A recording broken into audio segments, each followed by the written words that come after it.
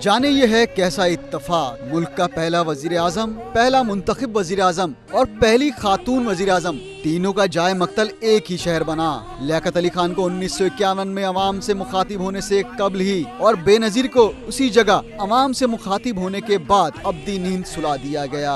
रुखसत होते 2007 का एक दिन अपने ढलते हुए सूरज के साथ बेनजीर भुट्टो की जिंदगी को लेकर डूब जाता है। सियासी उफक पर गहरा रंज छा जाता है। बेनजीर के करोड़ों चाहने वाले इस नाकाबिले तसव्वुर साने के गम में डूब जाते हैं। हमेशा की तरह इस्तफसार होता है कि कातिल कौन है। इस दिन गोलियां भी चली, खुदकुश हमला भी हुआ। बेनजीर भुट्टो जो रावलपिंडी को अपना दूसरा घर मानती थी, लियाकत बाग जलसागाह पहुंची, जहां उन्होंने अपने खिताब से जियालों का लहू गरमाया। खिताब के बाद वो अपनी मंजिल की जानिब रवाना हुई, मगर वो इस बात से बेखबर थी कि यह खिताब उनकी जिंदगी का यादगार खिताब बन जाएगा। वो गाड़ी में बाहर की जानिब खड़ी होकर जियालों को हाथ हिलाती रहीं कि अचानक गोलियां चलने की आवाज आई और बेनजीर भुट्टो बाएं जानिब झुक गईं। जब दूसरी और तीसरी गोली चली तो वो गाड़ी के अंदर जा गिरी। यकदम एक धमाका हुआ और चारों जानिब धुएं के बादल छा गए और अफरा तफरी मच गई। शहीद मोहतरमा बेनजीर भुट्टो को अस्पताल ले जाया गया, जहां जख्मों की ताब न लाते हुए वो खालिक हकीकी से जा मिली। ये खबर जंगल की आग की तरह मुल्क के कोने कोने में फैल गई और हर जानिब फिजा सोगवार हो गई।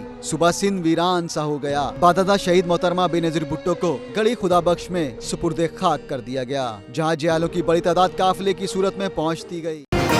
मेट्रो वन न्यूज, हर पल की खबर।